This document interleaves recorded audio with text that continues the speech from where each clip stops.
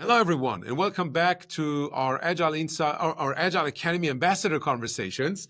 I'm a bit confused today, doing a bunch of recordings. Today, I'm hosting Daniel Hommel, who is a long-year Agile coach. Daniel and I don't even know when we met for the first time, probably 10, 15 years ago, something like that. But we've been collaborating in the recent years quite a lot. I have a deep appreciation and a lot of pride in having Daniel now being part of our Agile Academy Ambassador Network, and especially having him be the track owner for the topic of Agile coaching.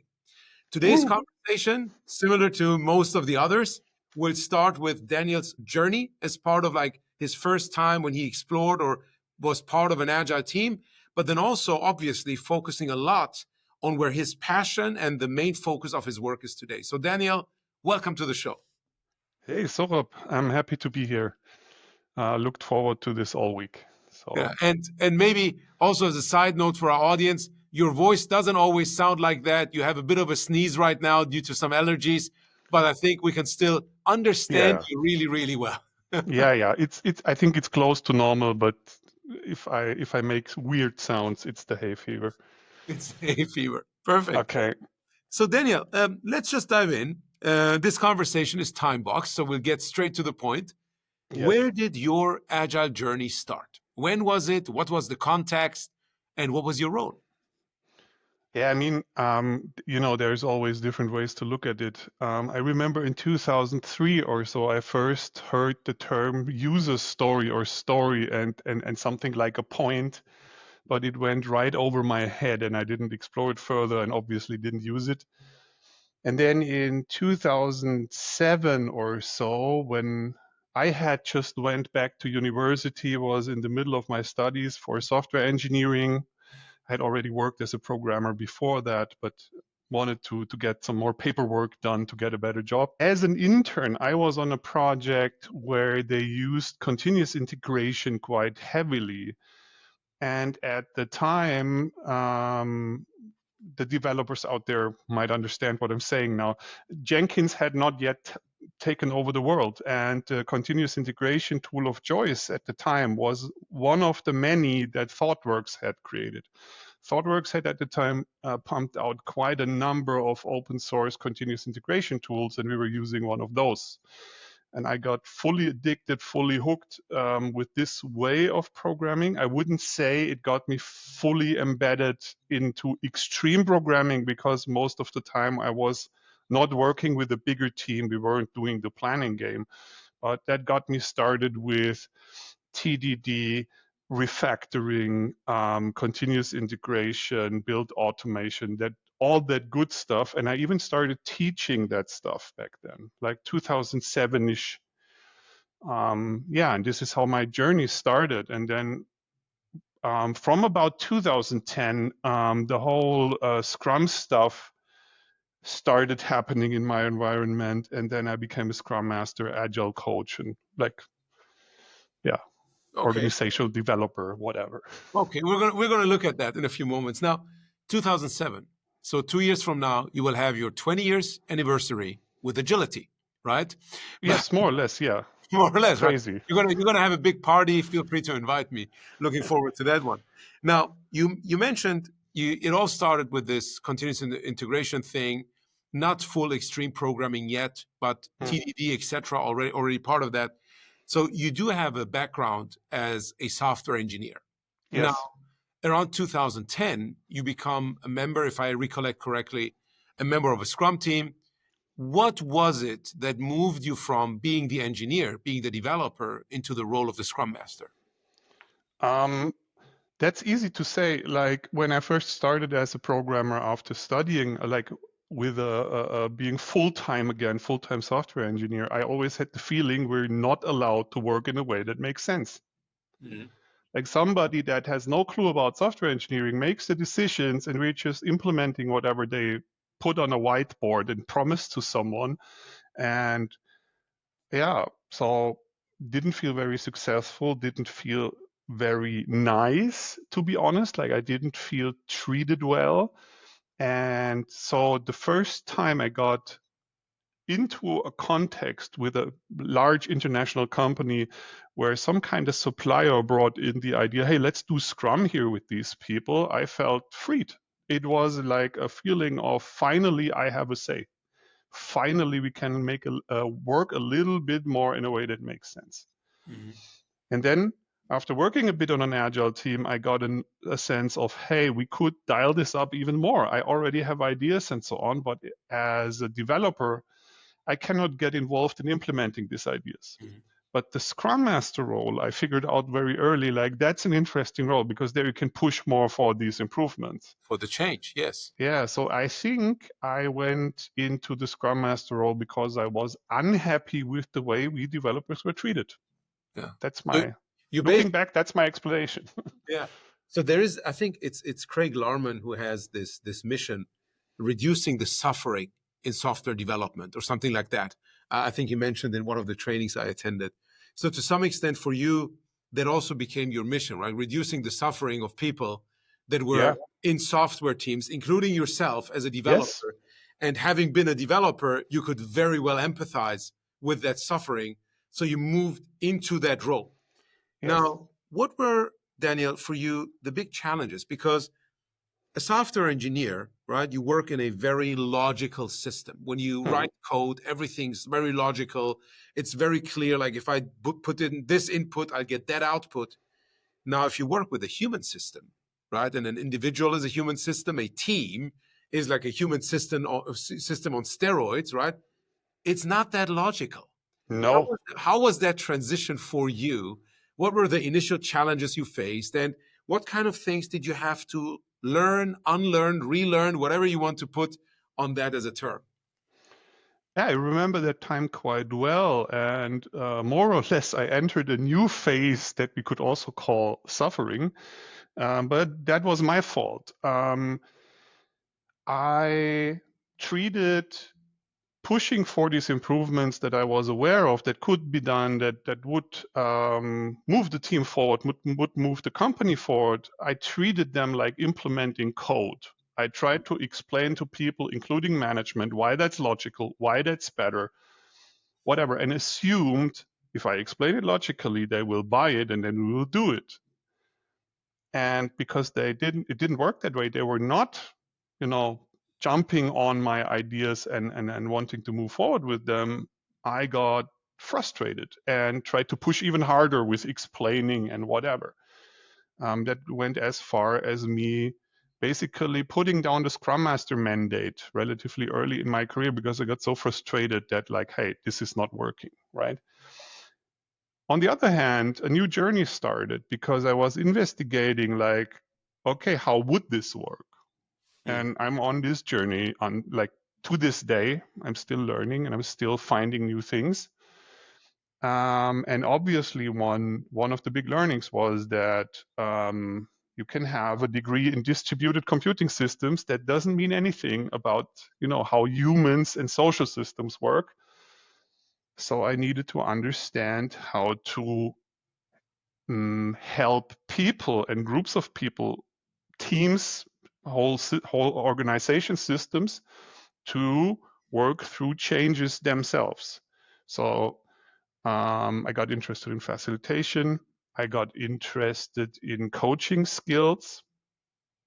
I went to coaching education. Mm, I embedded myself deeply in the coaching community. And sorry, now the hay fever kicks in. Probably have to sneeze in a second. To coaching education, embedded myself deeply in the coaching community, also in the professional coaching community.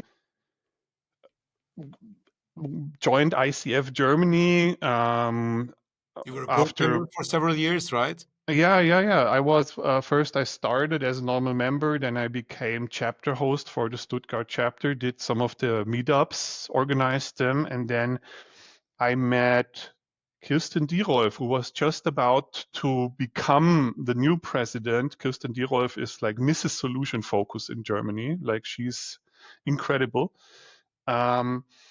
And we talked and somehow we had a relationship and she asked me if I want to become the, so to say, the team coach for the German board. So I volunteered for a while as the team coach for the German ICF board. And then people at some point started telling me, hey, why don't you run for becoming the president? And long story short, they managed to convince me after the fifth attempt or so to actually try.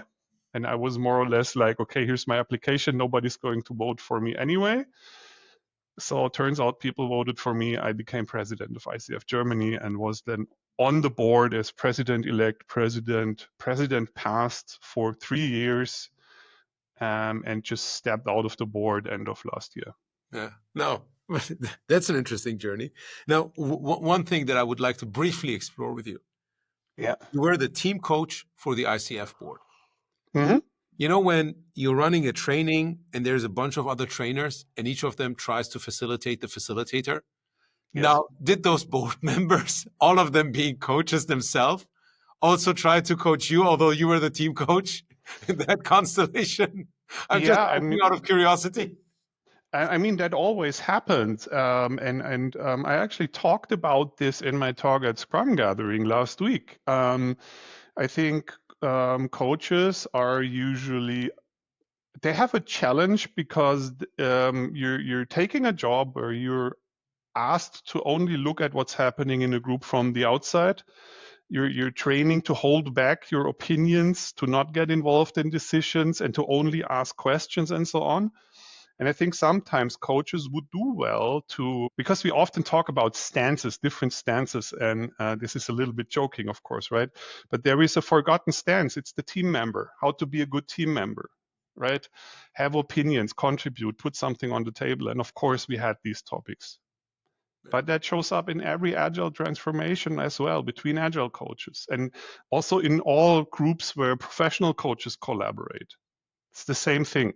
The same thing. Absolutely. Now, my curious question actually moved us to the topic that I wanted to cover with you, because you and I have had a lot of conversations around this, which is a lot of myth are there around the topic of coaching. Yes. You, to some extent, already mentioned it, right? Sometimes coaching is perceived as the job, the role where you only ask questions and you're not supposed to have your own opinion, let alone voice it to your client. And I was very surprised when you and I mean, I'm not an ICF certified coach. I never went down that track. But my sense was always, oh, everybody that is associated with that type of coaching is in that camp where you're only allowed to ask questions. And then I met you. And in our very first conversation, we were like 100% aligned on, no, coaching is actually it is something else as well, right? Yes. Being able to ask great questions is an absolutely valuable skill that every coach should be able to do, that every leader should be able to do. But on top of that, a few other things are needed. Now, can you walk me through, based on your experience, but also based on the training that you've received, the amazing coaches that you've worked with, people like Christina and others, how you look at coaching and where some of those big myths are? Yeah. So where do I start? How many hours do I get? We have 15 minutes left, my friend. Yeah. So there is one thing. How do people like get onboarded on their coaching journey? It's usually they are in completely different walks of life. I mean, we mostly look at agile coaches, but they're in completely different walks of life. And then they go to a coaching educator. And these coaching educators, they have to cater to a lot of people. So what they usually do is they put themselves more on the side of a life coaching style education, because that's way broader in applicability. And a lot of people, also only want to coach a little bit on the side. And so my theory is that a lot of coaching educations are more life coaching focused and business coaching focused, and more individually, like one-on-one coaching focused than team coaching focused. And that's the first thing that people need to be aware of, that all of the skills that you learn there are great, but be aware that in order to apply them in a business setting, you might do some bending and some twisting to some of the tools. So for instance, in life coaching, talking with people about their feelings, maybe even their spirituality might be relatively early in the first conversation already, while in business coaching, it's about something else. And somebody might bring this to the table, and then you can use all your great tools, but that's not the first question, you know? So, and I think some people are not fully aware of this, and probably coaching educators do not talk about this enough or so. And then there's the other thing that individual coaching, a lot of the tools can be used with teams, but team coaching is a bit of a different game. And then there is other stuff inside of that, so it's more complicated than that. For example, when you look at systemic coaching, some schools of systemic coaching come actually more out of systemic family therapy. So some of the tools got developed in a family therapy setting, and they work with leadership teams in a business context, but not exactly the same way. So you need to be aware of this and consciously transform these tools into different contexts. And this is, I think, where some of the coaches don't look enough behind the curtain, like what's actually going on, and stumble a bit.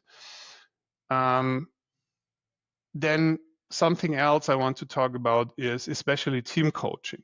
So you like this whole trying to separate things, for example, coaching and facilitation especially, might make more sense if you look at a life coach that does individual coaching.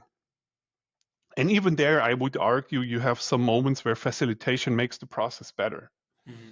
Might do a brainstorming with your client or so. Especially in team coaching, I think coaching and facilitation almost become one thing. They become almost inseparable. Because now you have to work with a whole group of teams. Several people are speaking. And if you just try to use the same style as you would do in a one-on-one coaching conversation, ask everybody individually and so on, it would be super slow, super cumbersome and so on. So I think team coaching and facilitation almost becomes like a yin and yang, like it's two sides of the same coin, so to say.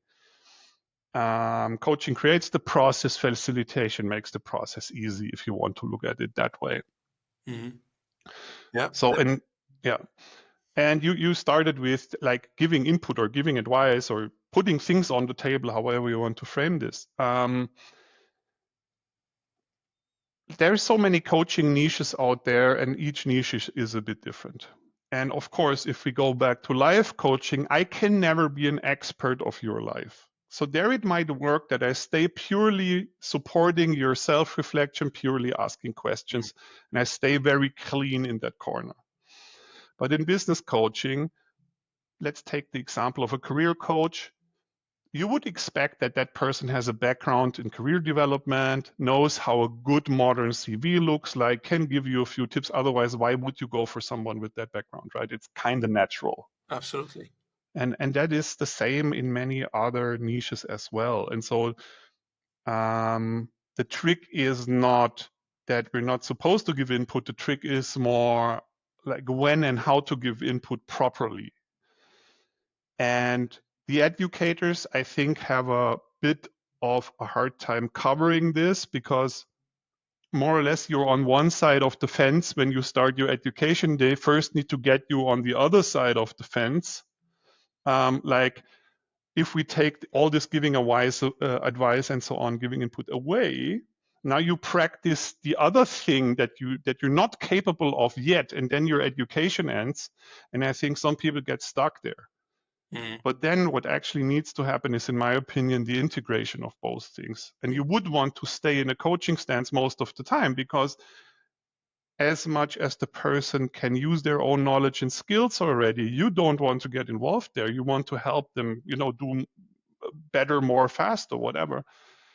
But as soon as they hit a point in the coaching conversation where they're blocked, where they're missing information, where they don't know the next tool to apply or whatever, how do you continue the conversation without putting something on the table? Absolutely. And then it only becomes like, how do you do that without breaking the frame? Yeah. That's the skill to learn. Absolutely. Now, you mentioned, right, very different contexts that are relevant. I want to dive deep into two contexts, which I also know are areas of your interest, where you're passionate about. Yes. One is, you mentioned already, agile coaching. And I'd like to get your definition of this, especially given you are the track owner for agile coaching here Yes. at Agile Academy. The other is being being a leader and acting as a coach, right? Mhm. And to some extent, those are connected. But let's start with agile coaching. What is agile coaching for you? And what would a great agile coach be capable of doing? Yeah. So my problem with the term agile coaching and why I don't use it for myself anymore, to be honest, is that the whole agile community, if there even is one community, I think it's more like a bubble of several communities, whatever, are constantly fighting over what even it is. And even if somebody puts out a book like Lisa Atkins, people are like, yeah, no, but I have a different definition and whatever. And I've kind of given up on this. I think what agile coaching needs to be is, on the one hand, business coaching. Mm. It's a business, we're usually working in a business setting. It's about, in the end, about some kind of outcome, some kind of result, and how to get there. I think agile coaching is also team coaching in the sense of professional team coaching, where we work with a special kind of system. In system theory, there's different categories. A team is one of them. And help this system get aware of itself and of its challenges and work with that system to improve. So business coaching, team coaching. And then I think on top of that, you can see Agile as the niche, like with the career coach, for example, where you can, in my opinion, only be an Agile coach if you have significant Agile experience yourself. Otherwise, where would the input you give come from? Mm-hmm. Or where would the domain knowledge come from that informs which questions you ask or where you put the attention of the team? So we could say team coaching in a business setting in an agile niche or something. I think with that triangulation, we get somewhere very useful. Yeah, that makes a lot of sense. And this is, I think, one of the best definitions I've heard of agile coaching, right? Starting out with the agile coach also being, you didn't say responsible, but at least considering themselves being responsible for achieving outcomes. Yeah. It's not about like, oh, I developed that team for the sake of developing that team, or I developed that individual for the sake of developing that individual. I do that with the intention of making them performing at a better way so that they, again, can then deliver better outcomes for the organization, which is not only paying their salaries, but is also paying me as an agile coach to Yeah. be working with them, right? So there Yeah. needs to be a return on invest based on the work and the energy, et cetera, that you do and spent, right? Yeah. So I give you another thing that might also sound a bit mind-boggling to some people.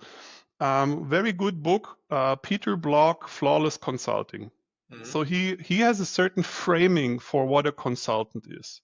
And he says there is this pair of hand consultant that you just outsource work to, in my book, not a consultant, but one of the Extended three things workbench. he made. That's your Yeah. extended workbench. Yeah, exactly. Extended workbench. Then there is a type of consultant he calls like the expert style consultant or so. That's a bit like a doctor. You know, you come from a medical field, so I think that metaphor works for you. So somebody you go to who does an analysis for you and prescribes something. Like, okay, I've looked at all the things for you. I came up with the concept. This is what you need to do. Mm. And I think the big consultancies do these first two things in a package. They have a couple of experts doing the analysis and then a whole bunch of pair of hands who help you with the implementation. The third kind, and that's more like what I'm interested in, is the collaborative consultant. Mm. And Peter Block says a collaborative consultant helps the client come up with a solution in a way that they learn how to solve that problem themselves the next time. Very similar to And coaching, huh? yeah, and in that way, that the solution does not necessarily need to come from the consultant. The consultant is the expert for creating that process that makes it possible. And that's also the responsibility the consultant takes. I'm an expert for creating these processes that make the problem go away and help you learn something about the problem in the process. And with that framing, you already understood where I'm going. You could almost say that coaching is a special form of consulting with a few additional limits or a few additional special framing or something. At least based on Peter Block's definition of Yeah, consulting in that case, yeah, right? yeah, Similar to coaching, you mentioned this earlier, there's like hundreds different of definitions. The same applies to consulting. And then I think it's really important to explore when we talk about the term coaching or the term consulting, what is it that we need? How do we believe those people need to show up? And what are they focused on in terms of when they work with their clients? And I think you gave really, really good examples. Now, given we have a time box, I want to go to the yes. second topic as well. Now, leader as a coach. Hmm. How do you look at that, especially when you connect the dots to what you just mentioned earlier around what could be different definitions of coaching? Yeah. So I just recently read a book. I think it's kicking around somewhere here. German one, Wirksam führen mit Systemtheorie. Impactful leadership with system theory, or so would be Something the like that, yeah. yeah. So, and what I like about what they're talking about is that they're asking themselves from a system theory perspective, what even is leadership? And in the end, they basically come up with the notion that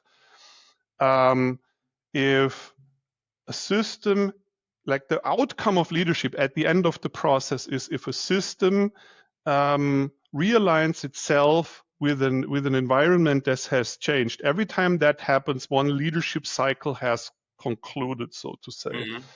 So in leadership is more or less a social process of adaptation of an organization or a system. Mhm. Everybody's involved in that. So, and with that understanding of what leadership is, I think it's easy to see that something like coaching or storytelling or facilitation and probably a few other things can be put in the leadership toolbox. They are very useful in that process to work with people, figure out, what are the adaptations we need to do, facilitate a implementation process, whatever. So I would say coaching skills are leadership skills. However, there is a limitation because you have a power dynamic. There is like you're the line manager of someone. You can fire them, whatever. There is a power dynamic. So what you cannot be is something like their life coach or their coach in the typical meaning of the word, because you're not an eye level. This is a relationship with a dependency. But what you can do as a leader is you use coaching skills to greatly influence in a positive manner the outcomes you create. I think that's very useful skills for leaders. Mhm. Absolutely. And I think you mentioned earlier, right? All of these schools of thought, they come from analogies, and every analogy only goes so far. You need to be aware of the context. And the Yeah. one piece that you just like, which was really insightful for me, is in the context of a leader, there is this power dynamic, which when you join as an external coach or when you are a peer in an organization or when you come from a different part of an organization, that power dynamic is not there. So being conscious of that power dynamic, acknowledging it, and then thinking about how can I use these tools and techniques that I have learned as a coach, like ask Yes. great questions and so on and so forth. That just makes that difference. So you can't just blindly be the same way that you would coach someone else where that power dynamic does not exist. You at least need to acknowledge it and then act accordingly. Yeah. Yeah. So And yeah, yeah, go ahead, Daniel. Go ahead. you might have noticed I'm all about like this understanding the depth of it and dissecting it in a useful manner and maybe even putting it back together somehow. I think we're, especially with coaching and also with agile coaching, we've been way too much on the surface and with easy platitudes and so on. We need to add more depth again and make it useful again. Yeah. And this is exactly the segue that I was looking for. So, coming to the end of our conversation, now you are the track owner of Agile Coaching. You mentioned earlier you don't consider yourself as an Agile coach anymore, which I don't think you do. But what is it that people can expect from that Agile coaching track at Agile Academy? Yeah. I think if you're just looking at the agile coaching educations that are out there, and if you look at we have now decided to do, you will see quite a difference. Because I don't think putting Scrum and Kanban and design thinking and Lego serious play and whatnot in a curriculum makes great coaches, in the sense that I'm looking at a coach. Yeah. I would actually expect you to come to the training and already know quite a bit of those methods. Yeah. And then in the training, it's more about what's important about a business context. How does organization work? What are the important models that help us reason about that? And especially in coaching, you need to contract with your client. You need to understand their language. You need to understand what problems they might have. You need to contract about what is your goal, what's success criteria for the coaching, probably even in a measurable way with some KPIs. So it's a lot about business context. And then I actually decided in collaboration with you to go more for business agility instead of things like the Agile Manifesto. Because what I like about business agility is it can show up in different ways. It can be innovation, time to market, adaptability, different things in different packages. And I think it's a much richer world to discuss about how an organization could or needs to change that way. And then what we do is we teach you solution focus, which in my opinion fits the business context really, really well. It's a social constructivist and interactional school of coaching, working with the social system around you, or it's at least capable of that. And it's, as a solution focused coach, you almost cannot not have a clear goal and clear success criteria, which fits that business context really well. And I think that package is powerful. And that's the foundational idea. Yeah, that already sounds amazing. Like, where can I sign up? That's the Yeah, question. on your website. So On the website, yeah, there's a lot of people left. Now, Daniel, I think one of the elements that is also worth mentioning is that the curriculum that you're creating, that you're crafting, together with Christina Mühl, I think is her last name. yeah, Christina Mühl is involved because we're using, like Christina Mühl is the CEO of Solutions Academy, international educator for all things solution focused coaching. Yeah. And we're basically building on the vast knowledge that I have. And we're also integrating already ICF accredited course content so that we can, for those people who want it, also help them get onboarded in the ICF certification system. Exactly. So people will have dual certifications, Agile Academy, Agile Coach, plus the ICF, the first level, I think, ICF accreditation, which I'm super excited about because through this, we're also demonstrating how we're building bridges to the different communities. You already mentioned there is not one Agile community. There's not one coaching community. There's many, many communities. And I think one of the things that we have to do, which makes it also so much easier than for our clients to understand how can we deliver value to them, is to bridge the gap, bring those communities together. And I really applaud you for taking the initiative here and bringing in Christina. I didn't know her earlier. I'm very fond of her now, super exciting person. So I wanted to use this opportunity as well to thank you very publicly in this case. I'm looking forward to, let's see, by now it's just an MVP, we might have to pivot, adapt, whatever, persevere, whatever all the buzzwords, right? But now it's out. Now people can sign up, and there will be a part 2 that's more focused on team coaching. The ideas are already in here. And there will be a part 3, which is how does this look in the context of a huge agile transformation with all the frameworks you need, with several coaches and so on. Yeah, let's see if that works. Let's see if the market needs that. Exactly. I hope so, because I think it's the right thing. It's the right thing based on the years of experience that you have. Remember, 2 years from now, you have your 20th anniversary with agility. Now, with that said, Daniel, thank you so much for taking the time, jumping on this conversation with me. I learned again a lot, despite having had a lot of conversations with you in the past. Super excited having you being an Agile Academy ambassador. Thank you for taking over the role of the track owner. Really appreciate your work. Thanks for being here. Yeah, thank you for making it easy to play. Like it's super easy coming into the system and collaborating, contributing. So thanks for that, Sohrab. Yeah, thank you. All right.